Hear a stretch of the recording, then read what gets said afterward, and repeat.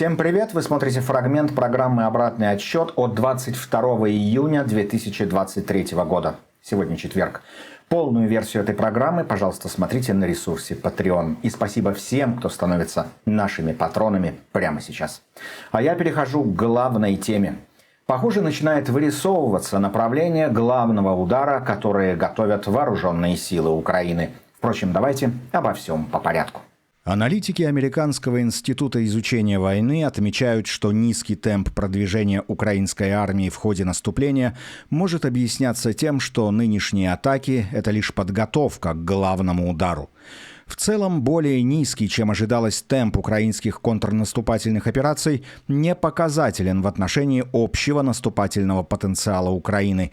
И украинская армия, несмотря на неудачи на первых порах, вероятно, успешно создает условия для будущего основного удара, пишут эксперты и делают заключение. Нынешние действия Украины могут иметь иные цели, чем просто территориальные.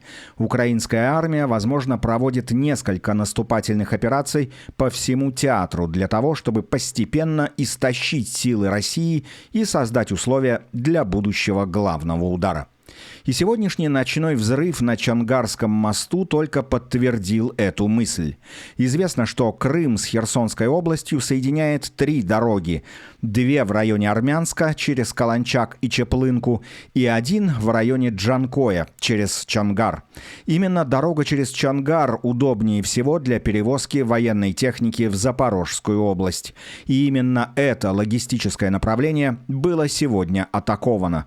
Украинская сторона предупредила, это только начало. Крымчанам следует приготовиться, как и рашистам в Запорожской области. В ответ на эту атаку оккупанты пообещали ударить по мостам в Молдове и Одесской области.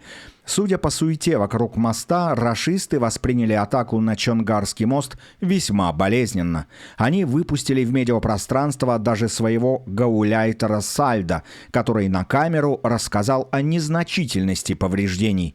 Тем не менее, направление будущего удара ВСУ все больше проявляется. Это Крым. Самое больное место для Кремля. Недаром Шойгу несколько дней назад выносил суровое предупреждение, что Москва ответит на удары по полуострову. Получается, что Донецк и Луганск хаймарсами и ракетами Storm Shadow долбить можно, а Крым нельзя. Столь избирательный подход еще раз подтверждает мысль о сакральности Крыма для рашистов и их главаря. Дорога через Чонгар – это кратчайший путь из Крыма в Мелитополь и далее к Южному фронту, где сейчас пытается развить наступление украинская армия. Полностью этот сюжет смотрите на ресурсе Patreon. Становитесь нашими патронами прямо сейчас и смотрите далее в этой программе.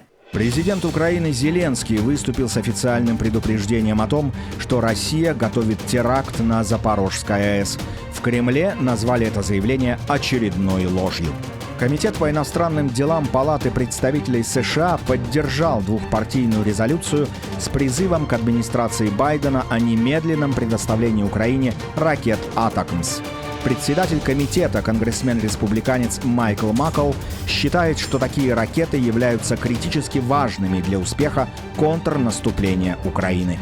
Глава МИДа Великобритании Джеймс Клеверли заявил, что Великобритания может поддержать вступление Украины в НАТО по упрощенной процедуре. После украинских ударов по мостам Путин созвал экстренное совещание Совбеза. Шойгу и Патрушев зачитали успокоительные доклады, и террористы пообсуждали тему заминированных предприятий. После Каховской ГЭС у Путина есть еще как минимум 2 объекта для рукотворных техногенок – Крымский Титан в Армянске и Запорожская АЭС.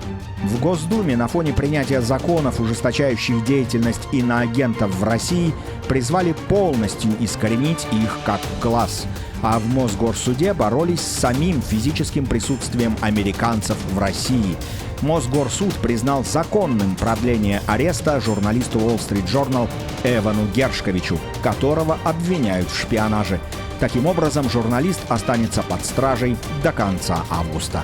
92-летний инженер-физик Григорий Калинишов который был одним из создателей первой советской двухступенчатой термоядерной бомбы, был найден мертвым в квартире в центре Москвы. О причине самовыпиливания физика-рашиста не сообщается.